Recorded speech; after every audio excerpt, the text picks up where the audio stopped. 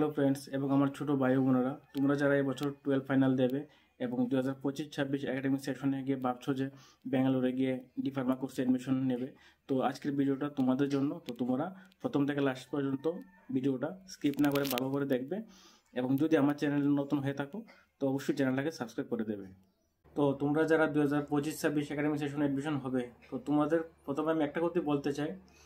তোমরা প্রথমে গুগলে গিয়ে ব্যাঙ্গালোরে কোন কোন কলেজগুলো ভালো এবং হোস্টেল ফেসিলিটি আছে কি না, ক্যাম্পাসিং ফেসিলিটি আছে কি না, এগুলো ভালো করে লক্ষ্য করবে। ও তাদের মধ্যে মেইন যেটা হলো পিসিআই অ্যাপ্রুভাল আছে কি না, কারণ ব্যাঙ্গালোরে অনেক কলেজ রয়েছে যেগুলোতে পিসিআই কোনো অ্যাপ্রুভালই নেই। তো তোমাদের প্রথম যেটা লক্ষ্য করতে হবে পিসিআই অ্যাপ্রুভাল আছে কি না, সেটা প্রথমে লক্ষ্য করতে হবে। তা না হলে ভবিষ্যতে তোমাদের অনেক বড় বিপদের মুখে পড়তে হবে। কারণ আমি অনেক দেখেছি এইরকম যে তোমরা তো এজেন্টের কথাই অ্যাডমিশন হয়ে গেলে, তারপরে কলেজে গিয়ে দেখলে যে তোমাদের হোস্টেল ফেসিলিটি নেই, ক্যাম্পাসিং কোনো ফেসিলিটি নেই, তোমাদের আলাদা পিজিতে থাকতে হচ্ছে। তো এরকম যাতে তোমাদের কোনো অসুবিধা না হয় তার জন্য বলছি।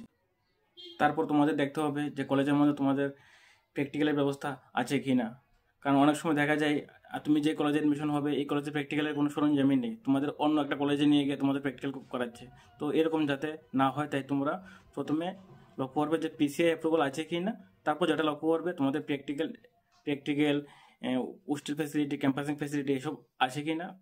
তো প্রথমে তোমাদের এটা দেখতে হবে। আর তোমাদের আরেকটা গুরুত্বপূর্ণ কথা বলতে চাই যে তোমরা সবাই জানো 2022 থেকে এক্সিট এক্সাম চালু হয়ে গেছে। তো তোমরা যারা ডিপ্লোমা কোর্স করবে, মানে ডিপ্লোমা কোর্স করবে, তোমাদের ডিপ্লোমা করার পর 3 মাসের যে ইন্টার্নশিপ হসপিটাল ট্রেনিংটা হবে, তো ট্রেনিংটা করার পর তোমাদের এক্সিট এক্সাম ক্লিয়ার করতে হবে। তো এক্সিট এক্সাম ক্লিয়ার না করে তোমরা কিন্তু রেজিস্ট্রেশনের জন্য আবেদন করতে পারবে না। তো তোমাদের একটা কথা মাথায় রাখতে হবে, তোমাদের ডিপ্লোমা কোর্স করার পর, ট্রেনিং শেষ করার পর তোমাদের এক্সিট এক্সামটা অবশ্যই ক্লিয়ার করতে হবে, তা নাহলে তোমাদের কিন্তু রেজিস্ট্রেশন হবে না। সো আজকের ভিডিওটা এতক্ষণে। তো তোমরা যারা অ্যাডমিশন নেবে তো এইসব জিনিসগুলো ভালো করে লক্ষ্য করে তারপরেই অ্যাডমিশনটা নেবে।